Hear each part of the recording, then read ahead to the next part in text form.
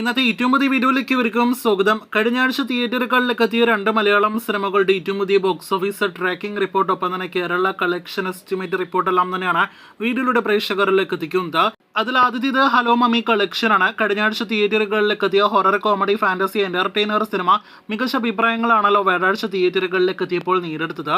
ഇന്ന് സിനിമയുടെ തിയേറ്ററുകളിലെ 8ാം ദിവസമാണ്. ഇപ്പോഴും വളരെ മികച്ച ഹോൾഡോടെ സിനിമ മുന്നേറുന്നുവെന്നാണ് ട്രാക്കിംഗ് എസ്റ്റിമേറ്റിൽ നിന്ന് വ്യക്തമാകുന്നത്.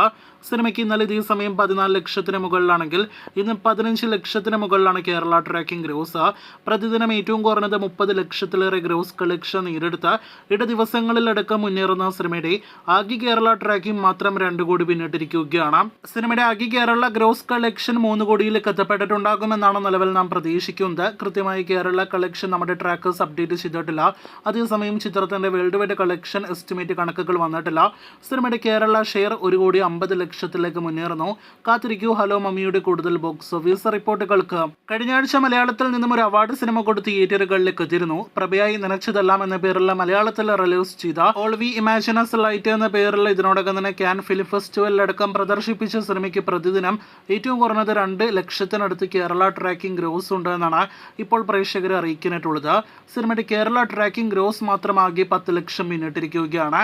20 ലക്ഷത്തിനടുത്ത് സിനിമയ്ക്ക് ആകെ കേരളത്തിൽ നിന്ന് ഗ്രോസ് വന്നിട്ടുണ്ട് എന്നാണ് നാം മനസ്സിലാക്കുന്നത്. ഒരു അവാർഡ് സിനിമയുടെ കളക്ഷൻ എന്ന നിലയിൽ നോക്കുകയാണെങ്കിൽ വളരെ ഡീസന്റ് കളക്ഷൻ സിനിമ നേടിയെടുത്തിരിക്കുകയാണ്. ദിവ്യ പ്രഭ എന്ന സിനിമയിലെ നായിക നടിയുമായി ബന്ധപ്പെട്ട വിവാദം എന്തായാലും സിനിമയ്ക്ക് കളക്ഷന്റെ കാര്യത്തിൽ ഗുണം ചെയ്തിട്ടുണ്ട് എന്ന് കളക്ഷൻ നോക്കുമ്പോൾ വ്യക്തമാകുന്നു. കാത്തിരിക്കൂ സിനിമയുടെ കൂടുതൽ ബോക്സ് ഓഫീസ് റിപ്പോർട്ടുകൾക്ക്.